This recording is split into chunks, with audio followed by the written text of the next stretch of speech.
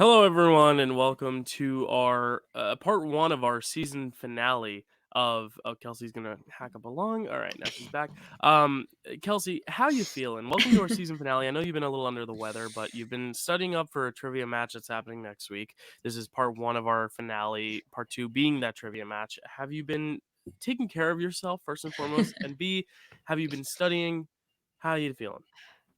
Dill, thank you so much for asking me how I'm doing. I'm doing much better. I Mm, got the flu last week, yeah. which was really fun. Get your flu shot. Yes. I didn't, which is why I got the flu. Mm, And I have been studying. I've been studying a lot since November. I feel like mid-November is when I really started cracking down and hitting the books. But getting the flu really helped because it really forced me to just sit in my sit bed and with do my nothing laptop but and watch. just absorb the MCU. Love it. And so I'm really excited for the match. Yeah. And that match is, as I said, not happening for Cool. another week. We are recording it in a few days, but you all won't see it for another week. Part one of this finale, though, is going to be kind of like just a recap of phase two, kind of looking at all the projects and seeing which ones still stick with us, where all the newer ones lie. Because at the end of last year, we did a ranking of everything that came out last year. But we haven't done one of just the phase four ranking in general. And even myself, like I changed a lot from last year just based on rewatching stuff I hadn't seen at home and only in theaters, seeing how things change. It's a tough task because there's 17 projects. We're not ranking I Am Groot because those were just kind of little shorts, and we're not ranking like any of the adjacent films like Morbius or Venom: Let There Be Carnage, even though they technically can tie in. We're only Mhm. going with the 17 MCU proper projects. But Gels, how we're gonna do it, we're gonna kind of do it like we did our villains ranking. Thanks everyone who watched our villains ranking. Hope it was fun. Hope we didn't have too many controversial takes. We're gonna go from 17 to 1. And how it'll be is if it's in our bottom seven, we'll talk about it now. If it's in our top 10, we'll save it for later. And if it's in our top 10, it's our top five. That's our top third. We'll get there when we get there. But if it's in your top 10, we'll save it for later. Let's just jump right in, Kels. What do you got at number 17? What is your worst film of phase four? Or actually, why Uh don't why don't we preface by saying like how do you feel of phase four as a whole now that it's wrapped? Let's start with that because we should kind of give a little intro. Sorry, I'm even now still making adjustments to my It's okay. list because Well, I'm not yeah, even super confident yeah. I'll about say what I ended up with. I'll say it's a lot more top heavy in the fact that like the stuff I have high on my list I really like. Everything else Mhm. ranges from like middling to bad, but I don't think there's anything except for maybe one or two things on my list that I outright dislike. I think a lot of the stuff here is not by any means MCU's best, but also not their worst. Like it's all just kind of middle tier. And then there's like Sure. two or three things that I would say are like the best of the best in the MCU, and like one or two things that I would say is the worst of the worst. So um, overall more balanced than I expected when I was ranking this. I was like, yeah, all these Yeah. things in the middle can kind of be swapped around a little bit, but Yeah, I um, agree, Dill. Phase 4 has been getting a bad rep overall, but honestly, I'm looking at my list and there's more things that I like than dislike at yeah. at the end of this phase 4 for sure. Mhm. And even the things that I dislike, I can still find aspects within them that I do like. You know Yeah, what I I think mean? everything has some sort of redeeming quality. Even my worst one has one part of it that I like. One character may have come high in our villains ranking last week. We'll talk about it. Do you Okay. want me? Do you want me to kick it off? Do you want to kick it off? How do you want to do this? I feel like we have the same number 17. So why don't we Well, both say it at the same time? all right. One, two, 2, three. 3. Thor: Love and Thor, Thunder. Love, and Thunder. Yes. Okay. Yeah.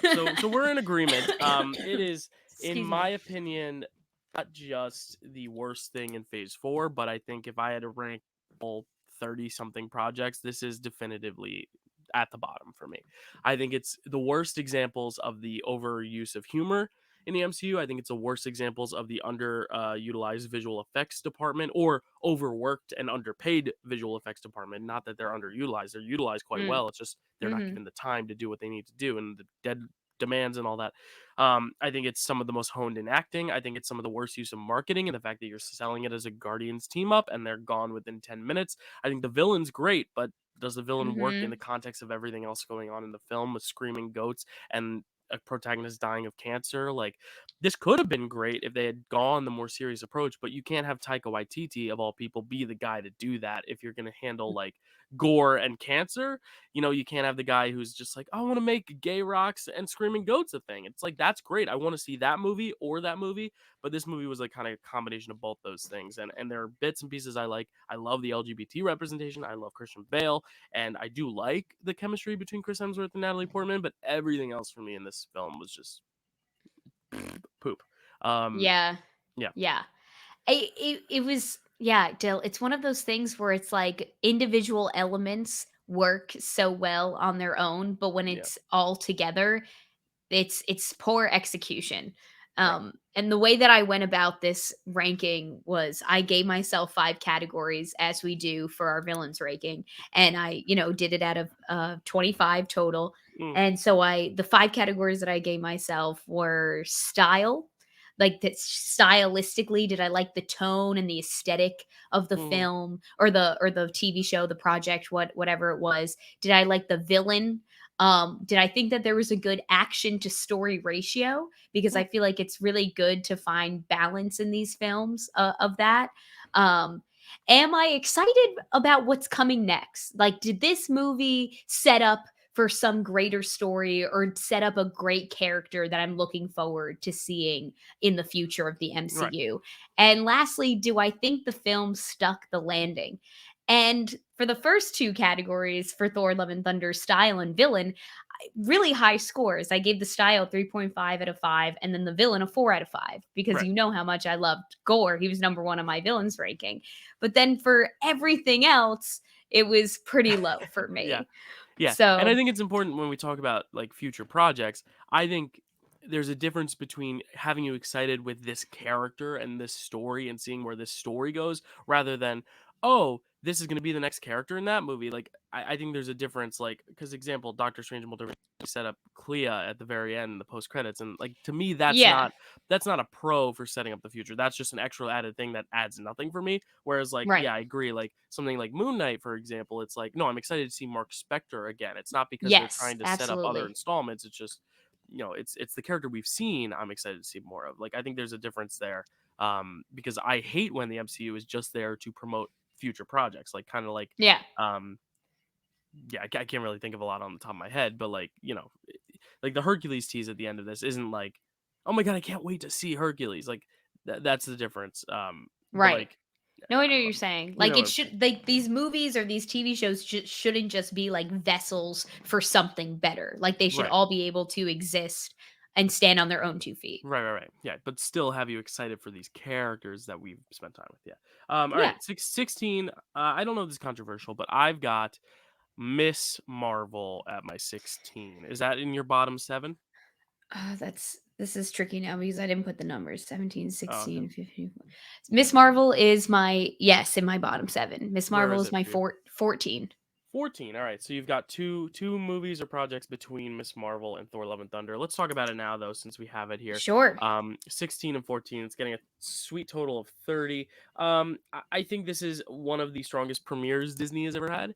And then Mhm. I feel like with every episode it got worse for me. And I think that's just one of the worst shows where it starts strong and ends bad. I'd rather it start weak and end strong. And I think this is the Sure. opposite of that. I think taking it, doing the time travel stuff back in time is an interesting risk, but I wish it would. I wish the first season had just been setting up her in high school and these dynamics with her friends and her family and getting these powers, and then we can later go into the stuff about her past and her origins and all the time travel stuff of the clandestines in like a season two. Because I think the merging of both, I think the high school stuff and the mythology stuff didn't always blend, and I think that's my biggest harp. And because the love triangle, I talked about it openly. It's a hot take, but I don't like Bruno. So it's like I was not Mm. invested in the relationships here. And because they're Okay. kids, so I'm also like, is this real?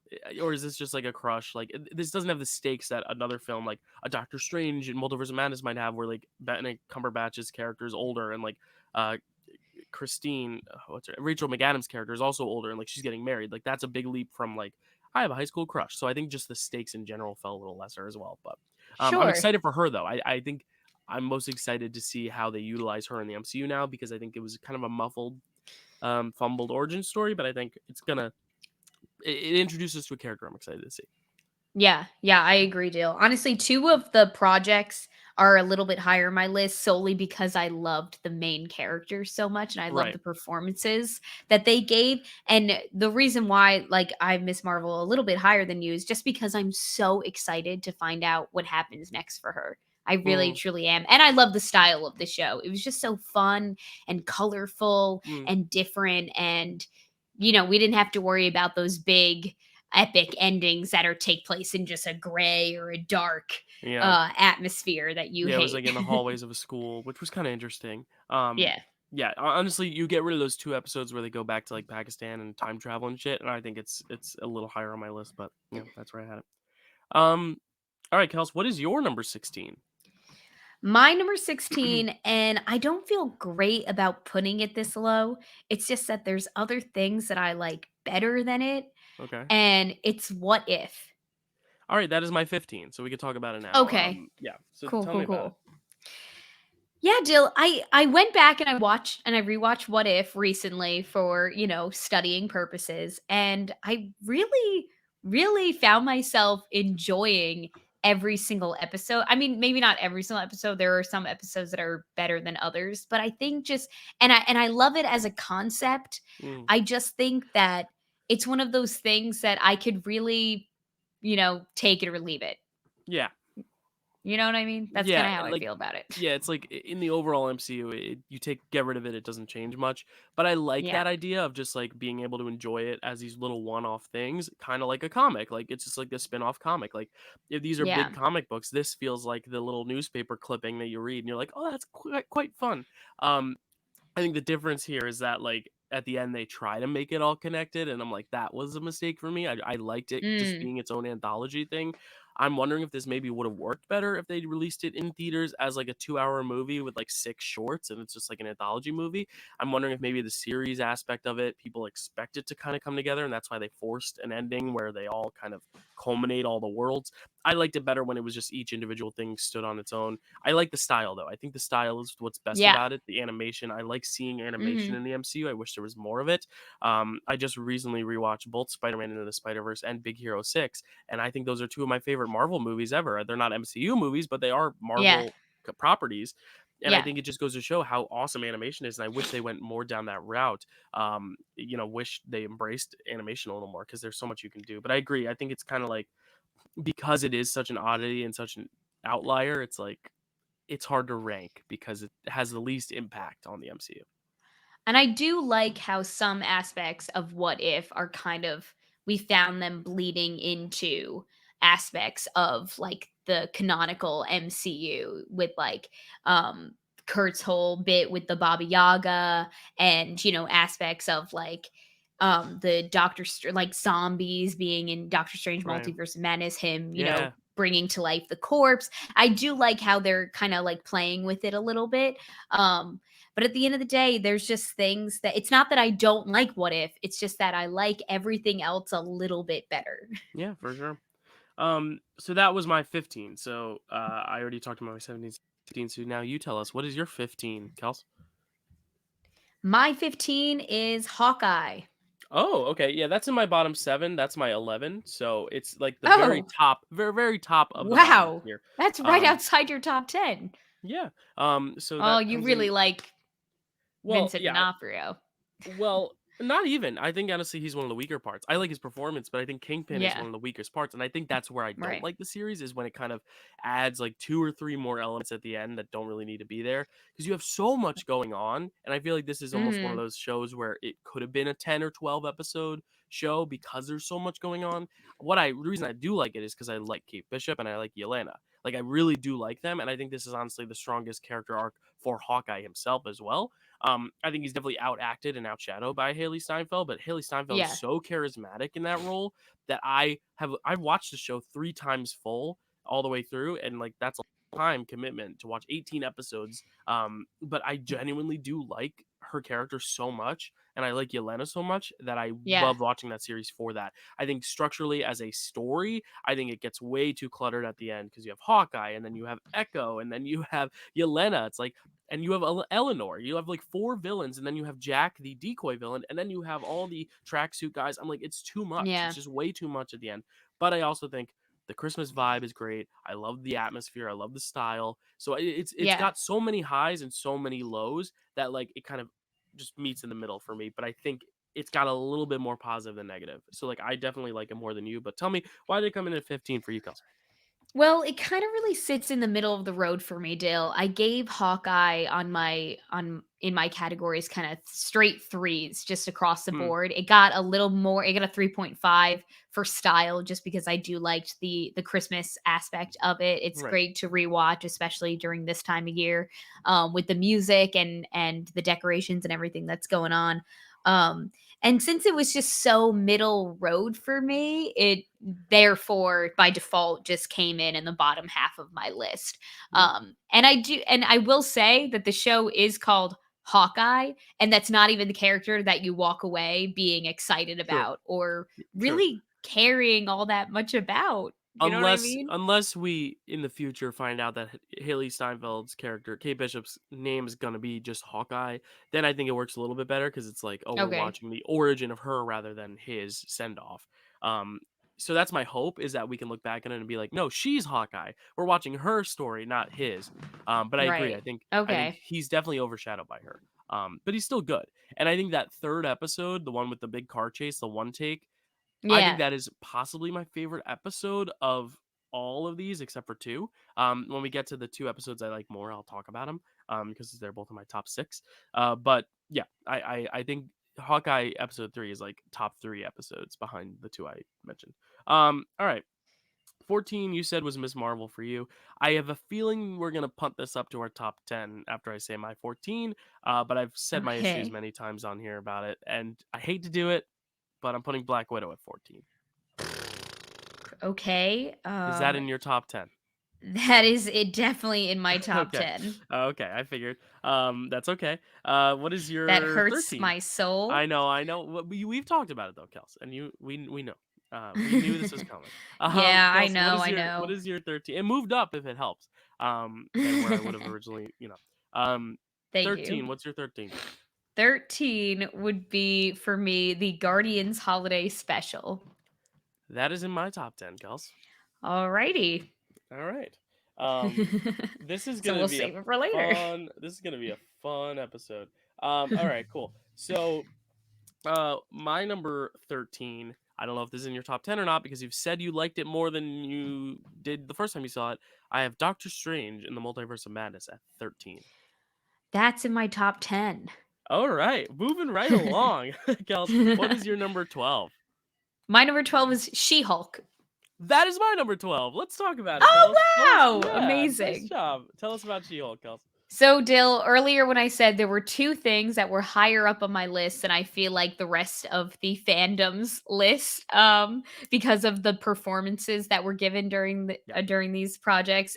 This was the other one I was talking about with She-Hulk. Tatiana Maslany absolutely crushed it during this. I loved Mhm. the comedic aspect, the breaking the fourth wall, style and really, style and am I excited about what's coming next were the highest rated categories for this Hmm. project for me, just because I am really excited about, what Jennifer Walters is going to do. I'm so excited to see more of Tatiana Maslany just interact with the rest of the MCU.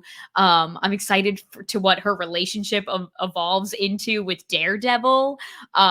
It's those two were pretty much the highest scores. And Yeah. then literally every other category, villain, action to story ratio, and did it stick the landing, were not great Yeah, scores at because all. it's not that well written. I honestly don't like the style. I think she doesn't look great all the time. I think the visual effects are very glaringly bad here, and I also don't love the humor all the time. But what I do appreciate is that I like how it does kind of have like a nonchalantness to it of like this is just regular life for superheroes. This is a lawyer who deals with annoying men in her life and has relationships. She's just a normal person. She just also happens to be She-Hulk. And I kind of Yeah. like that it doesn't Yeah. have the huge stakes. It's kind of like Ant-Man in that sense where it like feels smaller in scale.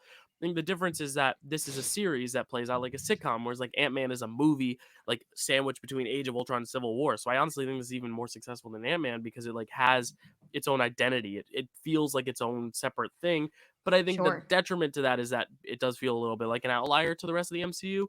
But again, like I do love the character so much. I love the just the use of the feminist themes, and I like how it just is what it is. It is that and it embraces that. It has that fun fourth wall break, which I kind of like. Um, I do think the villains suck. I almost said the Dylans. The villains suck, but again, like the overall or overarching villain of man in general, I think is strong. Just the Yeah, adversity she faces every day. I think it's one of those shows that is sloppy and messy, but I think still gets what it needs to get across well. And I think the only reason people dock it is because a they're a little tone deaf to the what you would call it the messaging, or yeah, they are just seeing it in the lens of the MCU of well, it's got to be MCU. This feels so small in comparison, but it's like yeah. some things are just like that.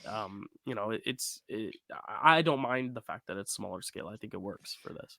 I honestly think that the show would have been more successful if they just eliminated the two quote unquote villains, Todd Phelps and Titania. I think Yeah, that if they were just completely removed from the storyline, it could have been a much better show. And if every single episode she was kind of facing just a new demon in her life, that yeah, was, something about her being a woman who's a lawyer, a woman who's now also a Hulk, you know, right. something along those lines. I Yeah, think for that the sure. show would have been much more Yeah, effective.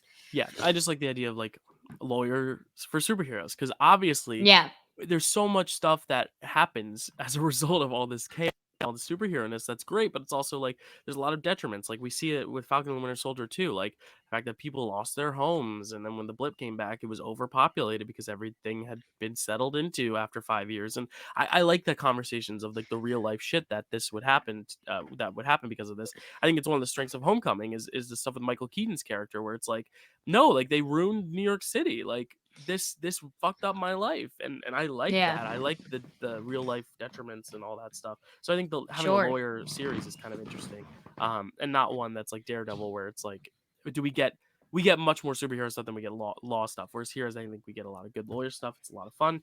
All right, my number 11 is Hawkeye. As I said, what is your number 11, Kelsey? My number 11 is Loki. Okay, and Loki season one, obviously, because it's halfway done. That is in my top 10, obviously, because it's not my 11. All right, so now we're moving on to our top 10s. If it's in your top five, we will save it for later now. All right, so if it's in your top five, we'll save it for later. Okay. What is your number 10? My number 10 is Spider-Man No Way Home. All right, that is in my top five, so we're gonna save that. Um, Okay. why are you?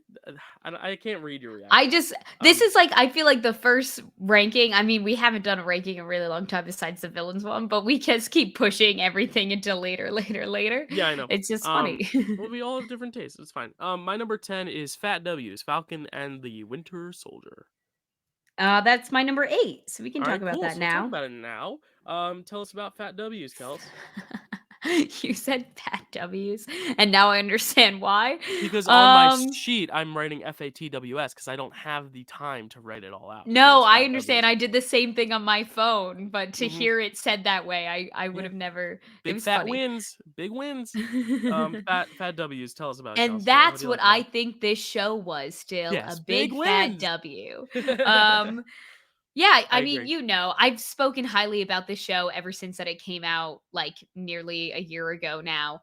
I've just always had such this show holds such like a soft spot in my Yeah. heart just because I love these two characters. I love Bucky. I think Bucky's like I think Bucky has turned into like one of my favorite characters in the MCU. I love Sam Wilson's growth to Captain America during this show. The only thing that kind of pushed it back lower in my top 10 was just because stylistically it feels very formulaic. It feels like Mm. something we've already seen before in the MCU. It's pretty standard. It's pretty you know, common. Here, let me pull up what I actually gave it. Yeah. But what I thought what my highest scores were for when it came to this show was the action to story ratio, because I thought that they juggled this beautifully. Right. Um, I'm so excited to see Sam Wilson as Captain America. I'm so Yeah. excited to see, New World Order and the mantle that is going to be his. And for sticking the landing, I said abso-freaking-lutely this show stuck the landing. Just that entire monologue in the last episode that Sam gives about them all coming together and finally having like a common thing that they can all now have empathy for one another, that they can all, have more perspective for one another, and they can all, be joining forces now to help each other out, regardless of what you identify as or look Yeah. like. I just thought that that speech was so, so powerful, and it just filled me with such joy, and it just made me so happy. And I just thought the writing of this show was brilliant. Shout out to Malcolm Spellman, who created the Yeah. show. It just absolutely blew my mind. I Yeah. thought it was great. I thought it was Yeah, great. I agree with you. I love the themes of race. I love the idea that like Endgame put us on that high of, oh, Sam's gonna be the new Cap. Sam's gonna be the new Cap. And then this series ends and he's given back the shield. And a lot of people didn't like that, but I like that because it's like can't live in someone else's shoes. You don't know what it's like to be handed such a monumental mantelpiece. I mean, there were so many people after Endgame who were saying, "Oh, Black Captain America, what, what?" And I think this show is to address that. Like, that's Yeah. how Sam's feeling. Sam knows that people are going to be against it, so when he gets the shield, he feels like almost like it's a bigger target on his back. It's like he's going to welcome more racism because people are just going to be judging him, comparing him to Steve. And I think what the show did well is it started in that place. It said, no, like, I'm not doing it. I'm not doing the shield. I don't want it. And then as the show went on, we as an audience got to learn alongside Sam what it means to be Captain America and that Sam is the perfect fit for it. And Sam himself can be comfortable taking up the mantle. I think it's a great arc. I think what doesn't work Mhm. as well is all the stuff that was changed for COVID stuff, like all the vaccine stuff that they changed with the Sure. Carly Morgenthau. I think that stuff was a little weaker. I like Zemo, but again, like it's one of those cases where Hawkeye, where I feel like it's a little cluttered at times with all the characters. Um, and I do find Sam's storyline a lot more interesting than Bucky's personally. Yeah. But I Sure. think what it does well, it does so well, and I like the action. I like how it kind of goes back to the Winter Soldier route because like since Winter Soldier, I mean maybe Civil War we got it, but like most of the action has been like this huge battle, like galactic, like Endgame, Infinity War. It's like nice to kind of get back to the roots of just like shaky cam and quick cuts and all that, which can Yeah. sometimes drive me crazy. I know I've said a lot of the times I don't like that, but it was refreshing coming off of so much big bombastic action. Yeah. So I definitely like It's it. good to get back to nice, good old hand-to-hand Yeah, combat. yeah. So that was my number 10 and your number 8. What is your number 9, Kels? My number 9 is Doctor Strange in the Multiverse of All Madness. right, that was my 13, so let's talk about it now. I had it a little lower only because I think what WandaVision set up didn't fully feel justified in where Doctor Strange went. I would have liked a little bit Okay. more of seeing the darkness brew, or I would have liked WandaVision to be a little less forgiving of Wanda at the end to where we see that she hasn't learned, so then she can be a full-fledged villain here. I think the difference is that Sure. WandaVision came first, so I'm not going to fault WandaVision. I'm going to fault this one. Yeah. I think, Yeah. that's just how it works. Is like WandaVision came first, so I have to go off of what that did. And WandaVision shouldn't change for this movie. It should be the other way around. That being said, though, I think the style is really good. I love what Raimi brought to it. I love the darkness. I love the campiness. I love all the zombie shit with the reanimated corpse. Like that's so Raimi. I love it. The performances are. Doctor Strange is the most uninteresting character in that cast, which also hurts it. I think America Yeah. Chavez is a more interesting character. I think Wanda is a more interesting character. I think Yeah. even the stuff with Christine is very interesting, how she's dealt with the snap and all that. So it's a big mixed bag for me. I don't love it, but I think as I watch it every time, I grow in more appreciation for it because of the things that I like. They really do hit it out of the park with the style. So and the horror too. I wish it was almost a little bit more horror, but I still like that it tried. Um, yeah, Yeah, Dill, I agree. That's one of the reasons why I docked it a little bit for style, was because I wish that they pushed the horror envelope a little further as well.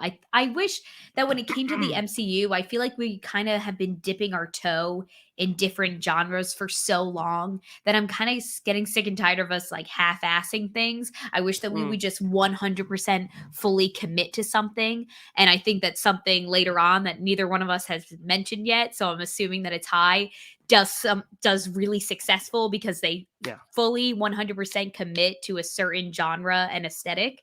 But we'll get there when we get there. Mm, Again, like you said about Doctor Strange just now, and what I said about Hawkeye earlier, is that you walk away from this movie, and yes, I'm excited about what's coming next, but not necessarily about Stephen Strange. I'm not necessarily right. excited for what he has to do now that he's going off and doing something with Oh yeah. Charlize Theron. I'm excited about America Chavez. I'm confused about what's going on with Wanda. I mean, I'm assuming she's not dead because I don't think that that would be a nice send off for her, just getting Mm, crushed by a temple. So I want to see what they do with her next. But I feel like Wanda has almost already gone through like a full arc. I don't know where we take Wanda mm, going forward at this point, other than my big question since WandaVision has been, where did that white vision go? He just flew off into the sunset. I well. totally thought he was going to come into this movie and he Mm, didn't. yeah. I mean, some people are saying they saw him in the Guardians 3 trailer. I didn't, but some people are saying he was there. Um, Interesting. I'll yeah. have to rewatch that. Yeah, I agree with that. And again, like I want to reiterate, I understand the path of Wanda's character. It's just coming off of WandaVision, it was too much of a 180 too fast. Um, Sure. anyway, number 9 is kind of the one you just alluded to, and the only reason it's low is because I haven't seen it a bunch yet. Is Werewolf by Night.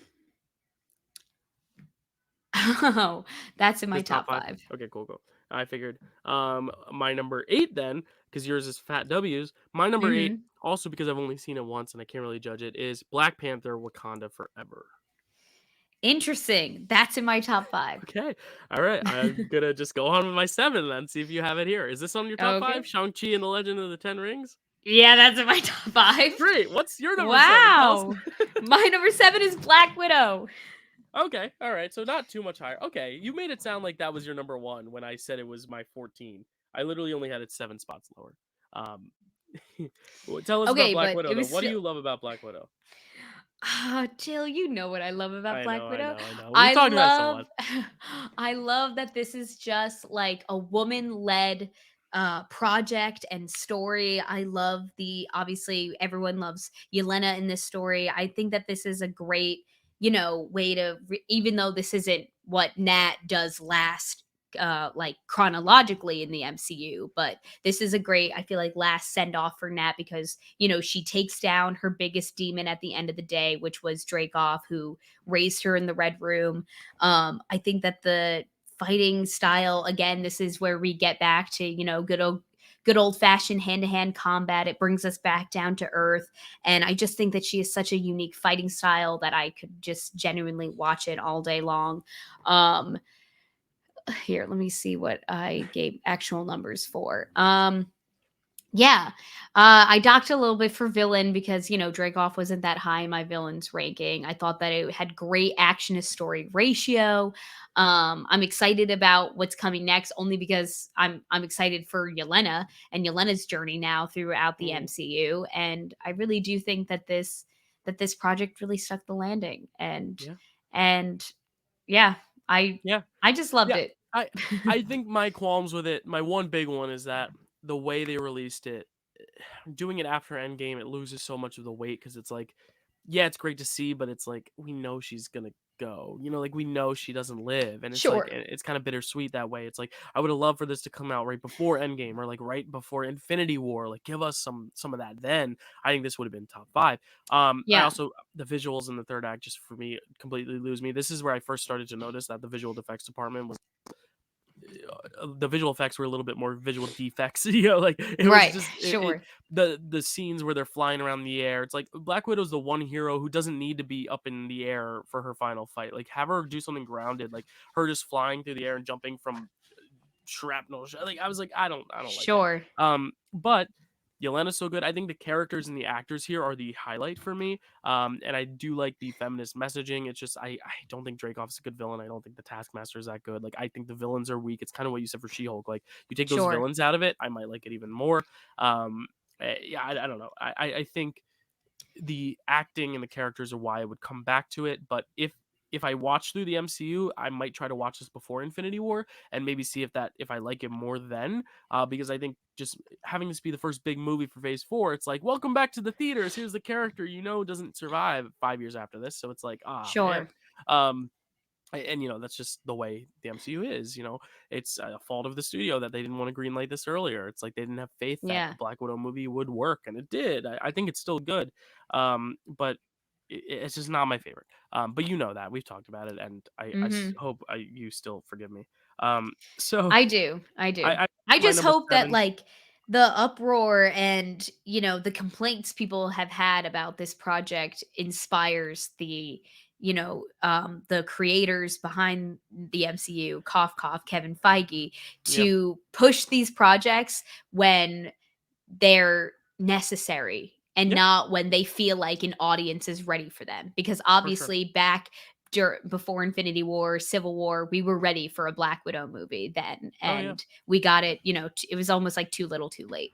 Exactly. That's my big complaint about it. Number 6, I have Mr. Stephen Grant Mark Spector. Moon Knight is my number 6. Where do you have that? Top So 5? Moon Knight is my number 5. Okay, we can talk about it now then, because your number 6. That means it's in my top 5. So I assume, right? Yeah, probably. So Yeah.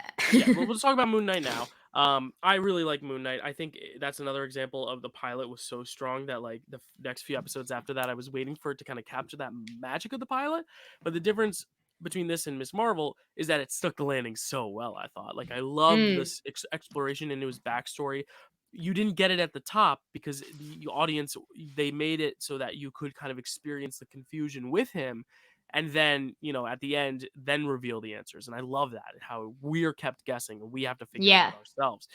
We find out all this stuff when Steven's finding it out. I love that so much. I think the visuals, again, a little muddy. I don't love the big like monsters. It kind of clashed with the tone, but I like the idea of having big monsters in the MCU. I think that's another strength of Shang-Chi, which we'll talk about too. I like the kind of mythological fantasy elements that they're bringing into these movies and shows. I honestly would have liked this maybe to just be a movie, because I think it would have worked even better on the big screen. I love this Yeah. character so much though, and Oscar Isaac is definitively my number one performance in the MCU.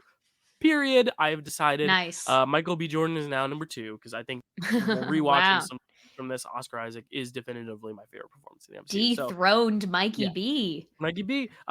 It's number 6 though, only because like the top 5 I think have stronger elements as a whole. But Moon Knight, the stuff that is strong is so strong, so it had to be in my top 6.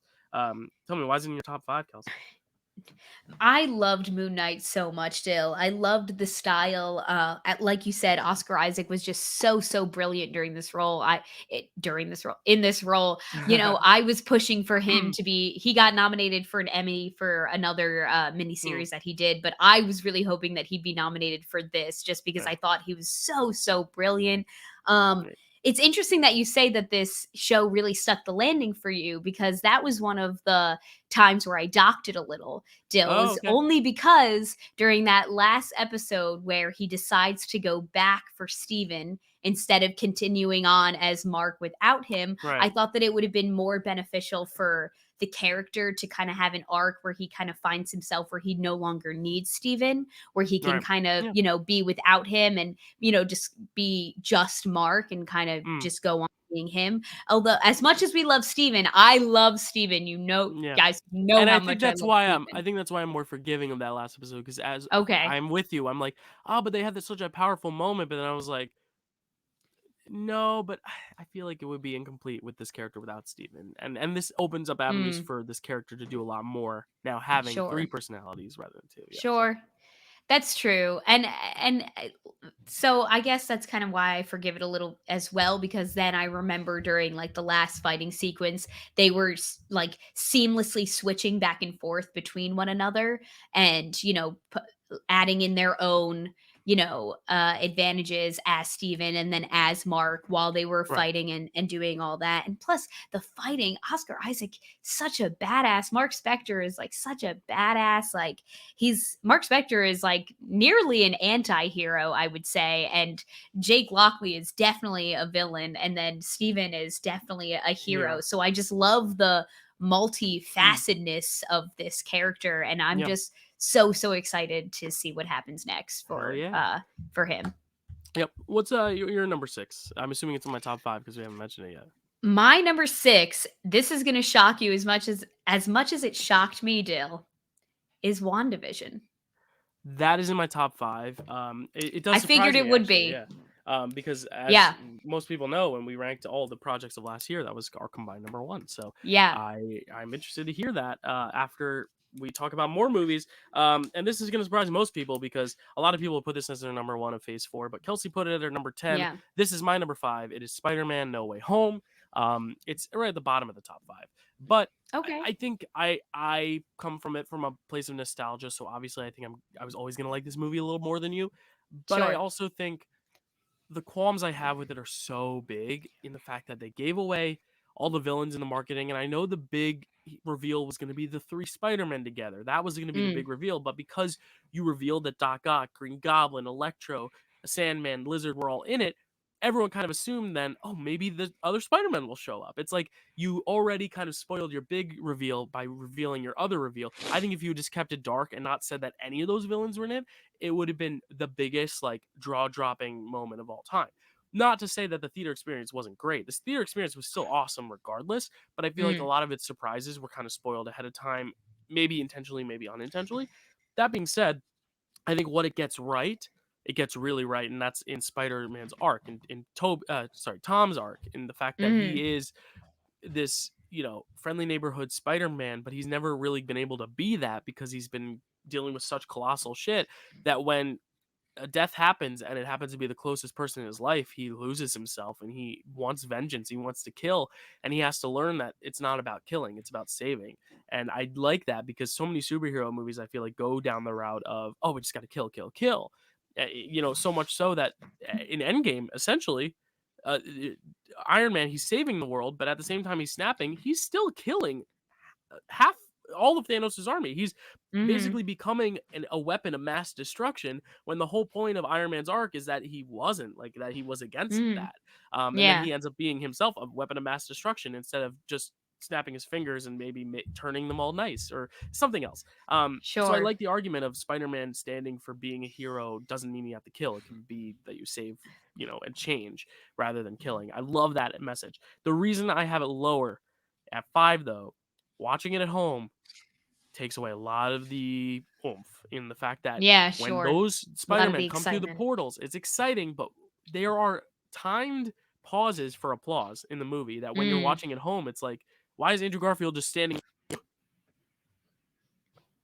mm. What Sure, Or if he yeah. has, like, 2 or 3 seconds, it's like, what is it what it's so awkward when you're not watching it with a crowd, and I get that, like, these movies are made for theaters, yes, but I think if you're gonna tell me that Avatar doesn't play as well at home than in theaters, then I'm gonna come right back and say, well, at least Avatar doesn't have planned applause breaks throughout. Like, this movie has moments where the crowd is supposed to applaud, and that's fine. I mean, a lot of movies, as I said, are designed to be theatrically seen with big crowds, but it does hurt a little bit on seeing these moments, and I do think that 3rd act made it a little more light. It was a little bit more of that gray aesthetic, and I think having Mm. just sand just consuming every frame doesn't help either.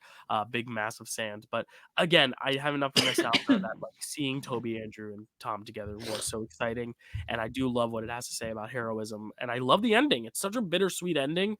It's such an amazingly powerful ending where he goes and sees MJ and doesn't reveal himself. He just kinda says, like, "Good luck, have a nice day," and leaves and then makes his own suit. Like, I think that's a really bold ending. So I think what it does right outweighs what it does wrong, even though what it does wrong, I think, prevents it from being what many others would say is the best MCU thing ever. So, yeah.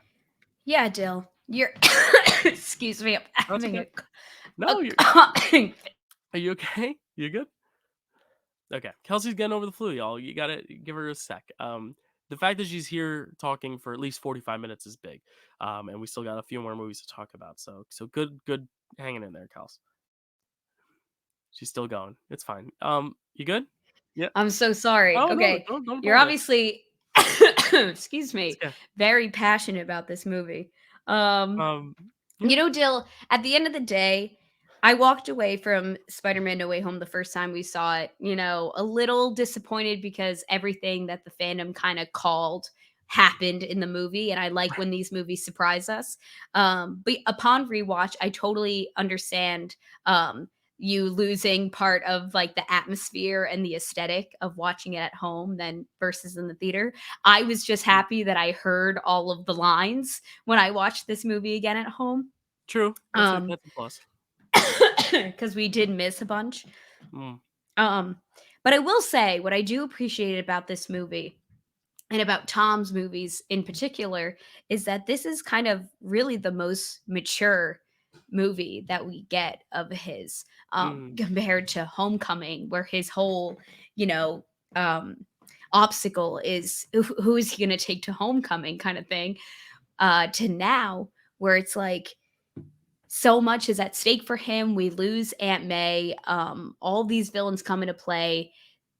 Where this movie gets the highest ranking for me is when it stuck the landing and when you mm, actually feel the shift in Tom Holland's Peter Parker and when he decides to, you know what, cast the spell, make them all forget who I yeah. am. And then even when he goes to go back for Ned and MJ, and he still decides, you know what, they're better off not knowing who I am because they're Mhm, safer and they're probably going to be, uh, excuse me, happier not knowing who I am. And then am I excited about what's coming next?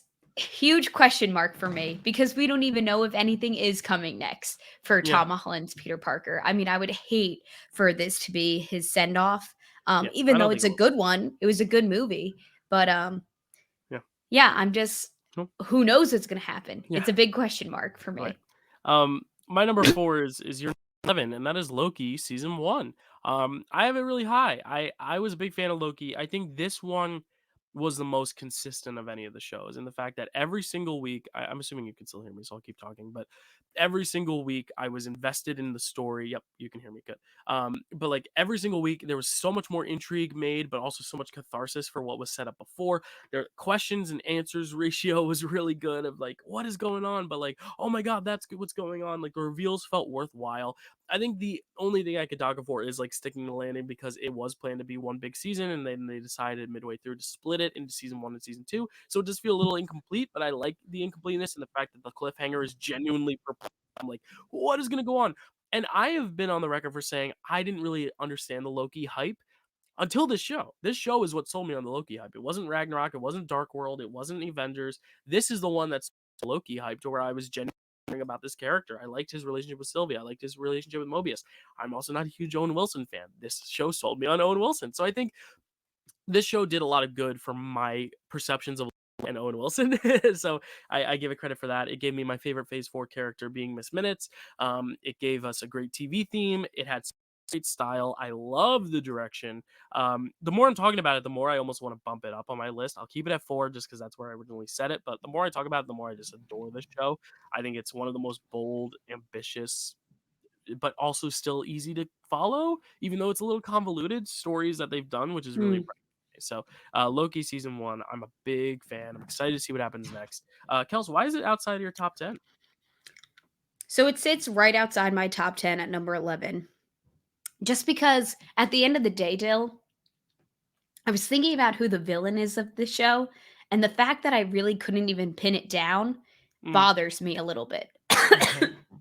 Because at least with the other shows, they have poor attempts at villains. This one, I'm not even sure. Like, is it the TVA?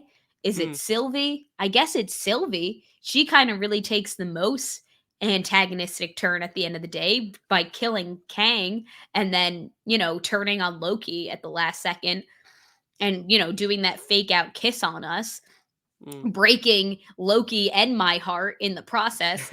Um, or you we for this show we did Ravonna Renslayer, but even then, Mm, like she's a pretty weak, pathetic villain too, because she just kind of is just doing what her told. She's a, like a capitalist pawn basically for the TVA.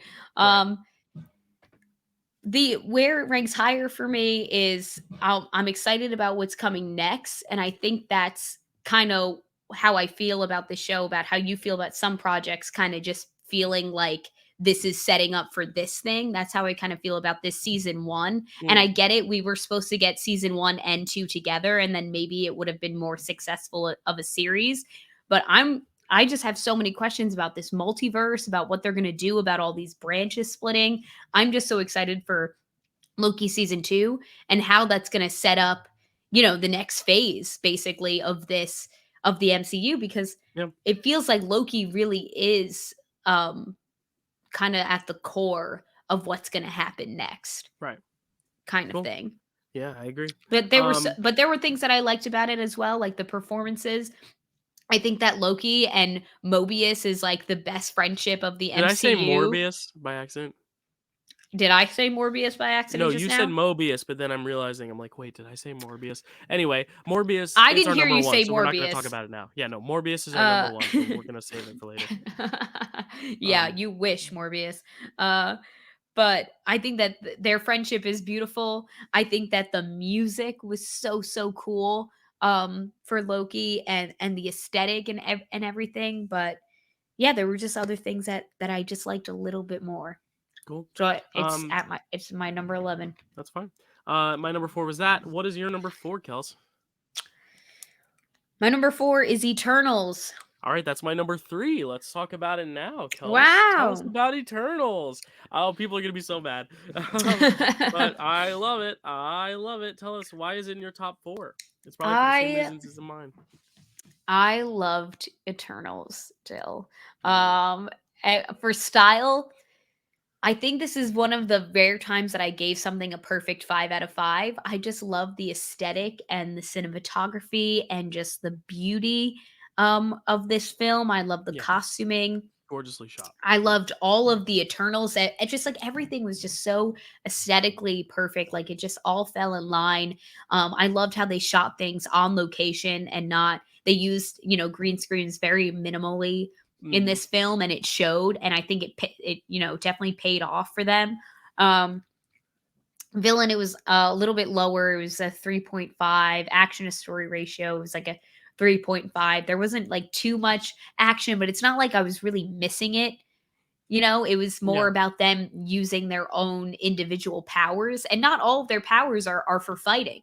Some of their powers are for inventing things, like Fastos, or Druid is mind control. So it's not all super violent, aggressive right. powers. It's just like, these really interesting characters. And I'm Yeah, just so excited about what's happening next for these characters. I'm not necessarily excited for the introduction of Harry hairstyles. Styles.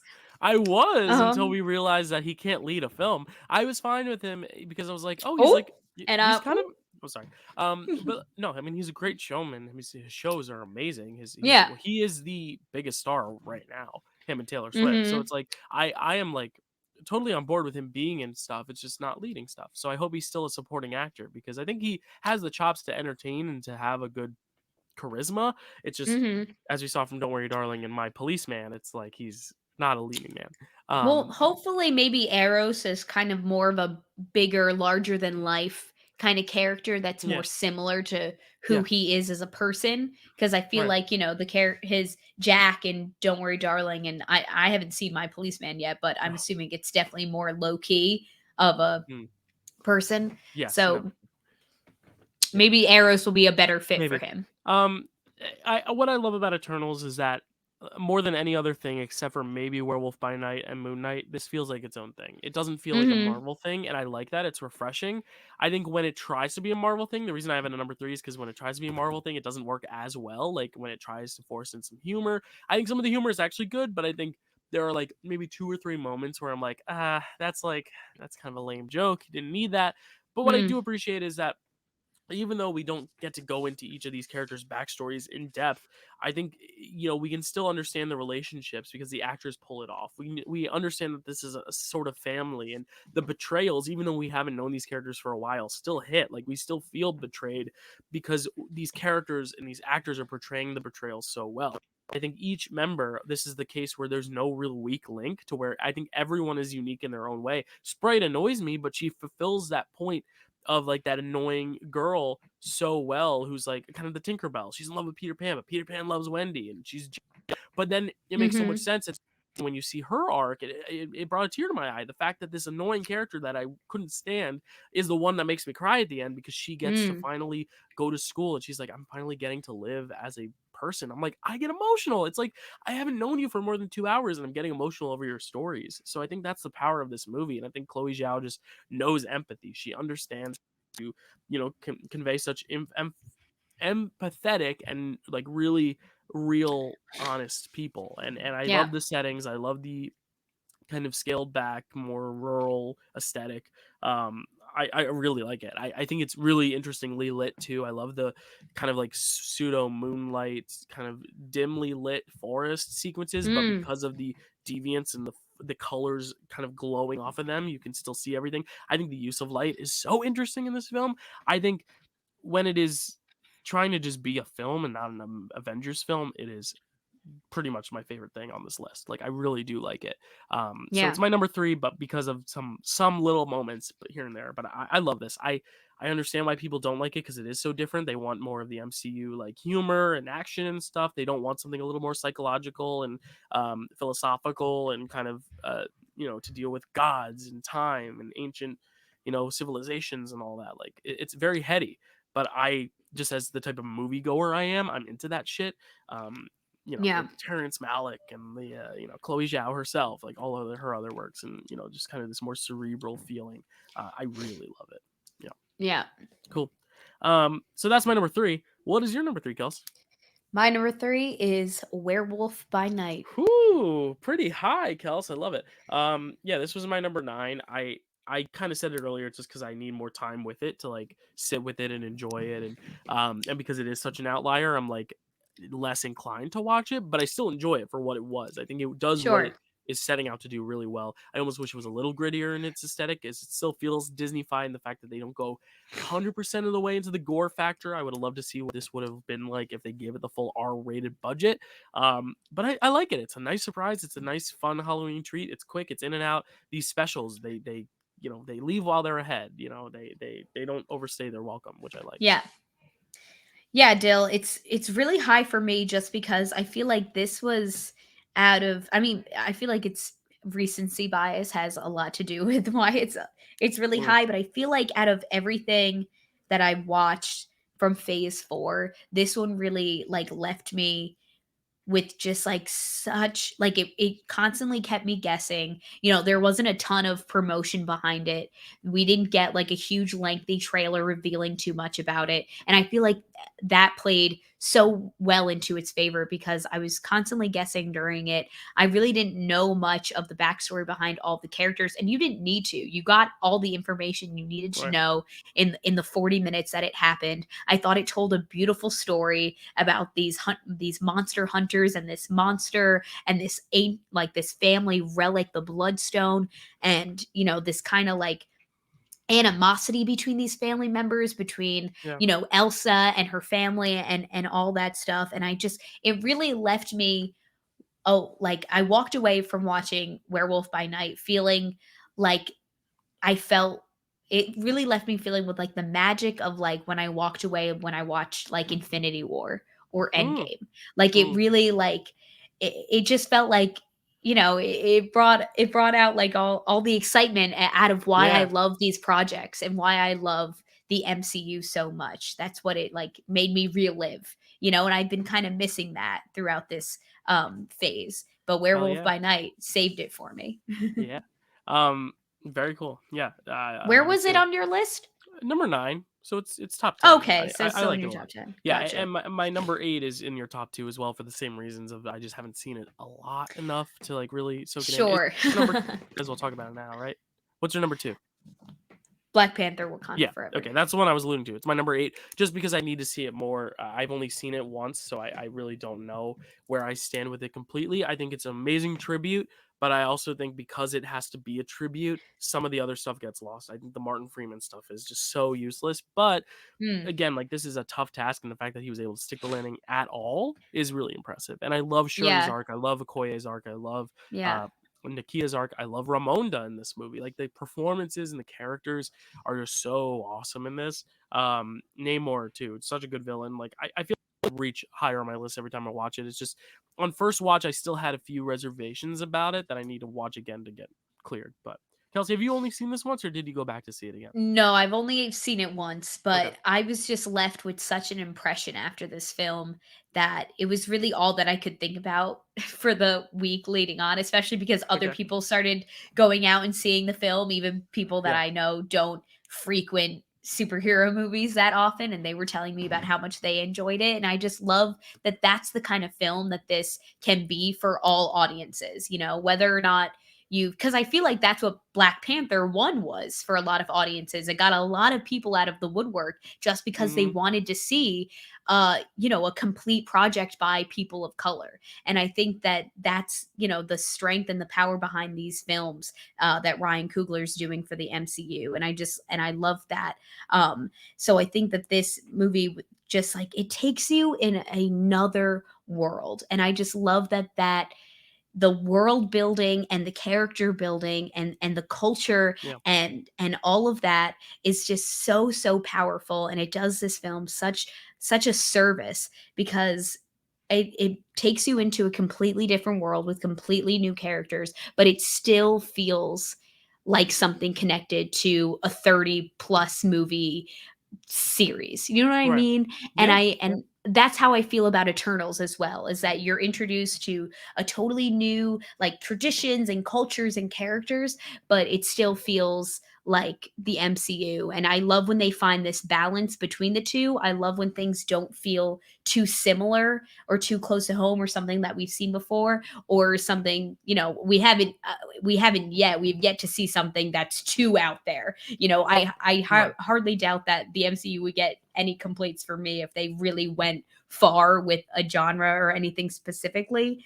Right. But I just thought that this was such a beautiful and touching film, and it was so important, and it was healing, and it was cathartic, and it was therapeutic, and it was just, if you need a good cry, go see Black Panther Wakanda It was a good Forever, cry. and you'll just Good cry. release every emotion, grief, happiness, joy, sadness. It all comes out during this film. Mm. So Yeah, I I knew it agree. was going to be really high on my list.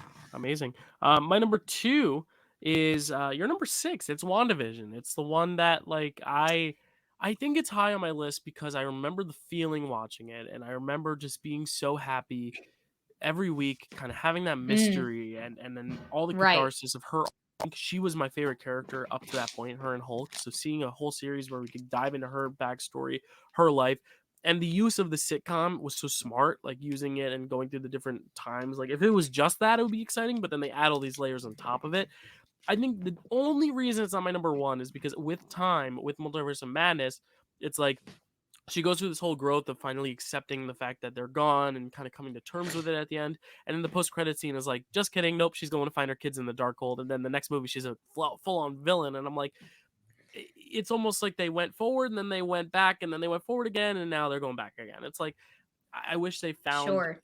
a better balance of building her arc to then satisfy itself fully in Multiverse Madness. But again, that I don't think is a fault of WandaVision. It's a fault of just the overall structure of the MCU in carrying out Wanda's arc. Because I think in WandaVision itself, except for that post credit scene, her arc is incredible. And I think when I talked about my top 3 episodes, my number 3 is the Hawkeye episode 3. My number 2 is Moon Knight, the one where we go through his past, and my number 1 is Uh-huh. previously on from WandaVision, where we go into her past Mm, and we kind of go through yeah. everything in her life and the catharsis of that score and the style. I just think it's also just so exciting, just because like this was early 2021. We've been in the pandemic. We hadn't had a Marvel thing since Spider-Man: Far From Home, and then we're sitting there waiting, and we finally get Marvel back, and it's exciting, and we're all talking about it for weeks, and there's cliffhangers, and Ralph Boner's there, and I love that twist because it's like, oh, Evan Peters, and it's like, oh, that's a bait and switch. I know you don't Yeah. like that. But like this one, just I remember the experience watching it, and it's kind of like why I think a lot of people love No Way Home so much. It's like they remember the experience, they remember how they felt watching it, and I think that's where I feel with WandaVision. It's like the one that brought me the most joy week to week, the one that I think utilized the actual structure of being a TV show best as well. That and She-Hulk, I think, really succeeded in using the episodic nature to actually make the story better than if it was a movie or if it was a shorter mini series. I like the use of the sitcom structure, so I still love Yeah. WandaVision. I don't love it as much after Multiverse of Madness, but I don't fault Multiverse of Madness, or I fault Multiverse of Madness more than I fault this one for Wanda's Yeah, arc. sure. I love this still. It's one of my favorites. Yeah, Dill, I totally get it still being like a lot of people's favorites. I mean, it's so creative and it was just awesome to watch every week. It was what we started this podcast doing, so it does hold a Yeah. special place in my heart. Um but I'm kind of glad that it kind of got bumped down a little bit for me because if the first project of phase 4 still remained to be their best project, I think that would have said a lot about phase 4. Yeah. And I'm kind of glad that I ended up liking a lot of things Mhm. better. Well, it's kinda how I But feel about Phase 2, because Iron Man 3 is my favorite of Phase 2, so it's like Iron Man 3 is the first one, then everything after that, it's, like, good, but not better than that, right, so, right. cool. So I So just my realized I think I know what your number one is well, because we haven't yeah, talked about it yet. 'tis the season, Kels. Oh It is yeah. the Guardians of the Galaxy holiday special, and here's the thing, I Wow. fully intended going this ranking, I was like, "It's gonna make my top 5," but when I was looking at everything, I'm like, this one is perfect for what it is. Every other thing on this list I have a complaint about in some way or another. This one I don't. I don't have a complaint. There was nothing that I saw in this that I was like, Wow. I don't like that. It was just kind of the perfect thing for what it was. Is it going to be the most Sh- consequential in the MCU? No. But again, Sure. I don't think that has to be when we're looking at just like the projects themselves. If we're looking at most influential, this is not going to be in the top 5, but it's like this for me is the best blend of style. I think the style is really good. I think James Gunn has a good grasp of the cinematic language. I love the use of comedy.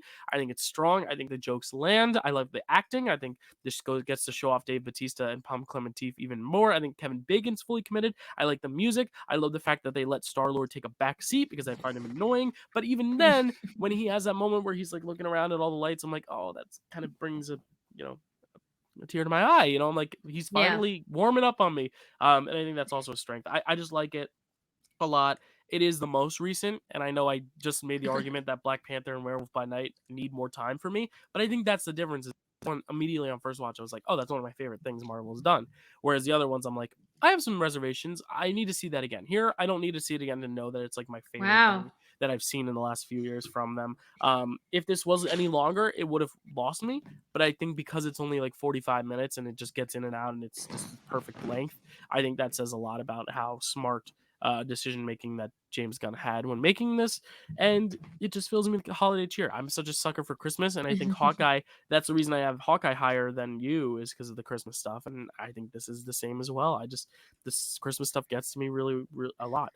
Um, but this is your 13, so tell me, like, what prevents it from being top 10, let alone number one for you? And He again, you, this is my list, so I was like, you know what, I'm gonna go against the norm. I want to make it my yeah. list. I want to be honest to myself, and this is my For favorite. sure, Dale. I don't fault you for having this at number one at all. And I'm not surprised because when we talked about it, you told me how much you loved it. For me, what it is that it's very funny, it's fun, it's sweet, it's very heartwarming. We find out that Mantis is Peter Quill's sister, and she just wants to do this amazing thing for him. The music is definitely a highlight out of this special. It's so fun that with the original song and all the music that James Gunn works into the 45 minutes is awesome. I just think that they're every other most stories in phase 4, I should say, just have so much more deeper storytelling to them and so many more deeper messaging to them where it comes to feminism or Yeah. race or exploring a different culture or something. Like I just feel like um mess that is where it kind of lacks for me. Yes, I find it a lot of fun. It's got that rewatchability. I love that it's about Drax and Mantis, that these two characters kind of get their rightful place in the spotlight. Um, but just other projects just Yeah, meant more to me, and fine. that's what it came down to. But tell me about your number one, Shang-Chi and the Legend of the Ten Rings. That was my number 7. Still pretty Yes. high. That's Yeah. it's honestly after it adds up, it's not our combined number one though. We'll talk about that when I count them off. But Shang-Chi, I mean, Damn. action's great, characters are great. I love it. It's Yes. just the third act. I've talked about my visual complaints about it, but I still like the fantasy elements. I like how it's like Pokemon. I like how it's Yeah. like these big mythological beasts. I love that. It's just I wish it wasn't Yes. so gray and muddy. But otherwise, Yeah. I think it's a great movie. I think it's awesome. But I want to hear you talk about it because it's your favorite. Absolutely. I was kind of shocked when it came down to it, and Shang-Chi turned out to be my number one. On paper, and when I did my close ranks where I rearrange everything, it still ended up being my number one. And I think it's just because, like I said about Werewolf by Night, this film just like I left the theater just so excited. Like my adrenaline was going, my blood was pumping. I was like, that was an awesome, awesome movie. Like, I feel like that's part of the reason why we go out and watch superhero movies, is to feel that excitement and to like just put ourselves in their shoes for a minute, and put ourselves in the action and all that. I just thought that it was so cool with the mixed martial arts, with the kung fu style, the choreographed dance, almost dance like sequences of fight choreography we got. I just loved. I was so excited to rank this film. For Yeah. style, I gave it a 5 out of 5. Um, Villain ranked a little bit lower for me, even though Tony Leung did a great job in this role, as he does in every role. But the action to story ratio, 4 out of 5. Am I excited about what's coming next? I said, fuck yeah, I'm excited about what's coming next. Five Fuck out of yeah, out of five. 5. I th- I thought that it really stuck the landing. I'm so excited to see what comes next for Shang. I'm so excited for Aquafina's character Katie, and I'm excited to see what the sister what's her name? Shailing, I think her Shailing, name yeah. is. Mm, I'm so excited to see what she's going to do with the 10 rings now that she's running the compound. That is so exciting to me. yeah, I'm just I can't say enough good things about this movie. It's there my you go. number one, and I stand by that. Cool. So those are our Phase 4 rankings. I'm going to read them off all the way from 17 to number 1. In last place, no surprise, with 34 points, Thor, Love, and Thunder. In 16th place, with 31 points, What If? In 15th place, with 30 points, Miss Marvel. In 14th place, with 26 points, we have Hawkeye. In 13th place with 24 points, we have She-Hulk Attorney at Law. At 12th place with 22 points, we have Doctor Strange Mom. Oh, sorry, Multiverse of Madness. I abbreviated it there. Um, at number 16, right? No, 11. No. 11. Wait, how did you get No, sorry, 11. At number 11 with 21 points. Sorry, I'm counting down on my fingers, but I only have 10, so I was going from 15 and going down. So I'm here. I'm like 16. I'm like, no, this is 10 Okay, plus I 1 is gotcha, I 11. gotcha. 11 is Black Widow with 21 points. Now moving on to our top 10. At number 10, we have Fat W's, Falcon and the Winter Soldier with 18 points. At number 9 and 8, we have a tie here with 15 points. We have Spider-Man No Way Home and Loki Season 1. At number 8, we have Guardians of the Galaxy Holiday Special with 14 points. At number 7, we have Werewolf by Night with 12 points. At number 6, oh wait, no. I messed up again. 10 was Falcon and Winter Soldier. 8 and 9 was No Way Home and Loki. 7 is Guardians of the Galaxy Holiday Special. Werewolf by Night is number 6 with 12 points. Number 5 is Moon Knight with 11 points. Number Okay. 4 is Black Panther Wakanda Forever with 10 points. Tied for second and third with 8 points is WandaVision and Shang-Chi and the Legend of the Ten Rings. And our number 1 with 7 points is Eternals. Eternals is the number 1 Wow! Phase 4 film, which, again, if you look at Rotten I Tomatoes, it's the opposite. Eternals is I last stand place by in Rotten that. Tomatoes, but I stand I'm by it. I love it. comfortable.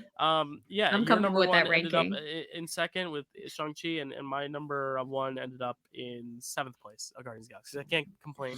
I love it.